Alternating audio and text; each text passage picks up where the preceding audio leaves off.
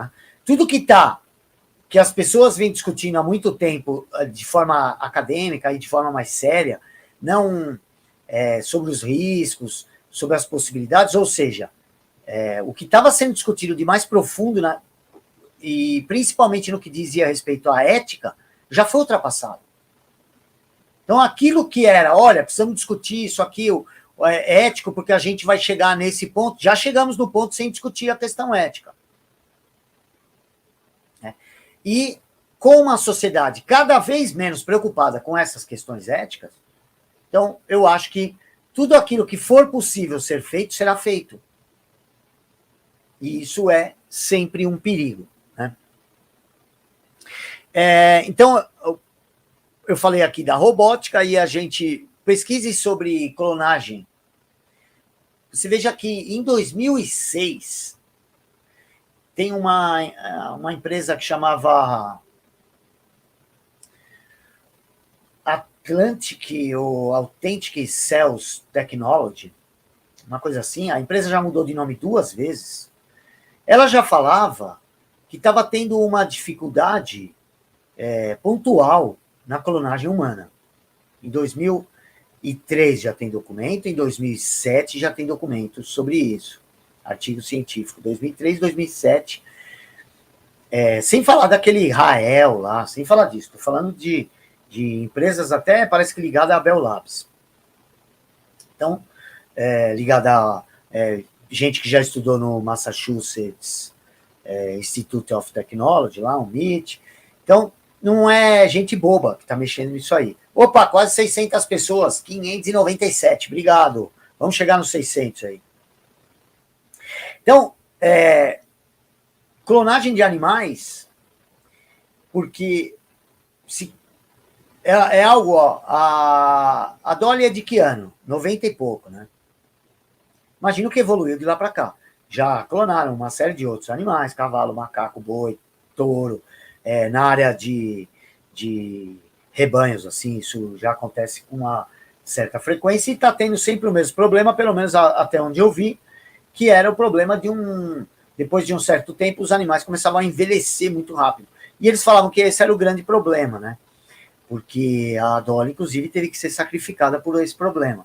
E outros que vieram, porque essa coisa da clonagem sempre aparece para nós só um negócio bonitinho, né?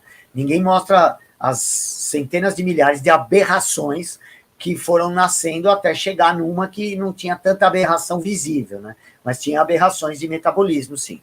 Então, pense um pouco nisso, né? E eu gostaria até de saber se tiver alguém ciente aí dos avanços sobre isso, porque eu tenho certeza que deve ser muito mais avançado do que dizem. Porque como envolve discussões éticas, só vão divulgar quando já estiver pronto. Ou, como aconteceu com a própria Dolly, né? A Dolly apareceu com 7 meses já. Né? Os caras estavam esperando para ver o que dava. E no caso humano, como a resistência será ainda maior do ponto de vista moral e ético, eu acredito que eles só vão mostrar que, olha, deu tudo certo, não tem problema nenhum. Então, até lá, vai saber quantos problemas apareceram e foram soterrados aí para baixo do tapete para ninguém saber. Apesar de que eu já vi um cara que eu conversei por um longo tempo, uma vez por telefone, que tinha estudado bastante isso, um biólogo, e ele me falou que tinha uma questão, no caso humano, tinha uma questão mais problemática ainda, que tinha a ver com a placenta. Tá? Não sei se é verdade isso. Mas vamos lá, é uma coisa a se considerar, certo? E aí, pegar aqui as coisas mais simples, assim, o que a gente está evoluindo de biometria, tá? Já tem um projeto, como eu falei na live passada, e que estão buscando o DNA de todas as plantas e todos os organismos vivos, uma espécie de código de barra da natureza. Até indiquei o site aí na semana passada. E esse mesmo código de barra vai fazer parte, segundo eles, de um mesmo projeto que envolve, no caso dos humanos, a identificação facial, para evoluir, né, o reconhecimento facial, para evoluir a tal modo que seja possível identificar indivíduos dos grupos de animais, né? Imagina isso, né? E eu vi hoje a notícia de que o Google já separou, na área do Google Cloud, não sei quanto de espaço para esse tipo de projeto, que envolve biometria, envolve reconhecimento facial, reconhecimento por íris, reconhecimento da palma da mão, como é o caso da Amazon One. Vocês já viram? A Amazon One é um lançamento aí, já está funcionando, de você fazer o seu pagamento com a mão. Você vai digitalizar a mão, não é nem impressão digital, você não vai precisar encostar. Você vai digitalizar a mão e vai pôr na máquina que aceite aquilo e vai ser igual ao cartão de crédito. É super simples, já está funcionando. Você pode se cadastrar, digitaliza a sua mão, insere um cartão de crédito e nos lugares que aceitarem Amazon One, você vai começar a pagar com a mão. Quanto tempo para todo mundo estar aceitando isso daí? Falta...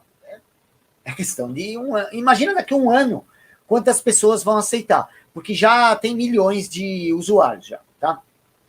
As coisas são assim. Quando a gente vê, o negócio já está andando, porque normalmente esses projetos têm aquelas versões beta que estão sendo testadas já em determinado público mais específico, assim, né?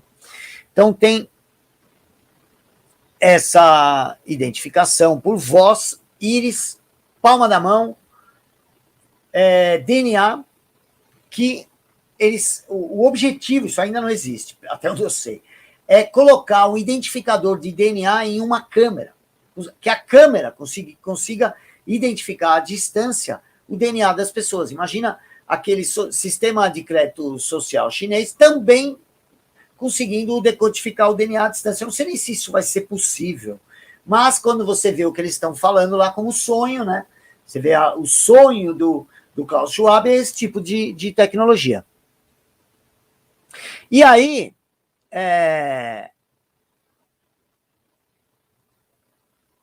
eu vou agora juntar tudo isso às coisas que estão aparecendo agora. O resto a gente sabe que já existe ou é dedução do que já existe ou vai existir. Agora, com a chegada do 5G, né, semana passada eu falei que me espantavam 3 coisas e eu acho que eu acabei esquecendo a terceira. A primeira era a pressa pelo 5G. A pressa pela ideia do Banco Central independente. Foi uma pressa, assim. Acelerou demais isso aí. Passou na frente de tudo. E o terceiro era a pressa para aprovar legislações de fake news, de discurso de ódio, ou seja, legislações que limitem a liberdade de expressão. E é engraçado que essas 3 coisas estão acontecendo no mundo inteiro. O Banco Central Independente já existem muitos. Então, você vê que às vezes muda essa ordem de prioridade. Mas essas 3 coisas, acho que tinha faltado falar dessa questão do cerceamento da liberdade de expressão, são as coisas que são absolutamente estranhas. E se a gente estivesse vivendo numa época normal, todo mundo ia perceber, né? Por que essa pressa tão grande assim? Veja o que tem de projeto de lei, de decreto, tudo levando nesse sentido.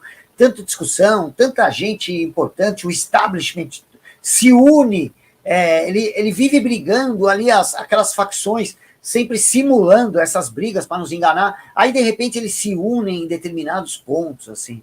É tudo uma grande farsa. E eu acho que é nesses pontos que a gente percebe essa farsa, quando o establishment inteiro se une em alguns pontos, e nesses 3 pontos que eu falei agora, né? Então, agora pense, tudo isso que eu falei agora, dessas questões tecnológicas aí, ligadas à nanotecnologia, impressora 3D, drone, robótica, tipos de arma de frequência sonora, procurem um tipo de espectro silencioso subliminar, 4 S's em inglês, espectro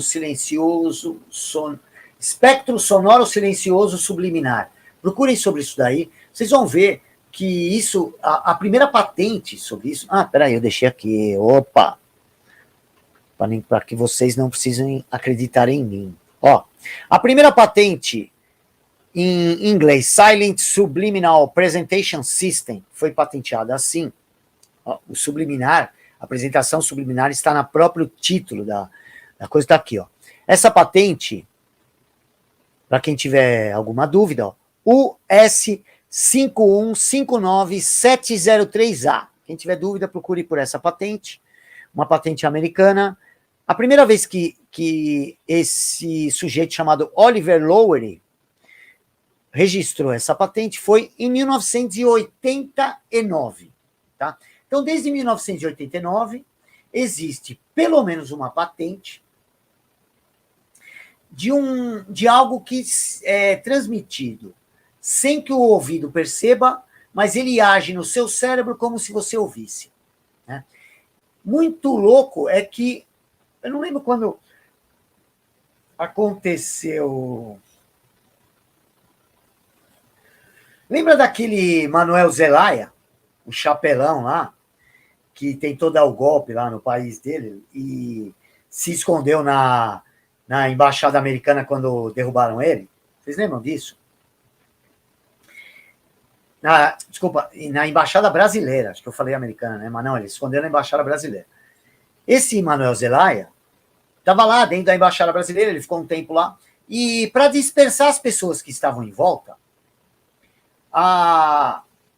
tinha uma espécie de um Jeep Hummer, procurem essa imagem aí, americano, que estava lá, emprestado, e para dispersar a multidão, ele tinha 2 alto-falantes, assim, enormes, assim mais ou menos, acho que era. E ele usava, o cara que estava operando aquilo em cima do Jeep, usava um fone de ouvido assim, eu nunca tinha visto aquilo.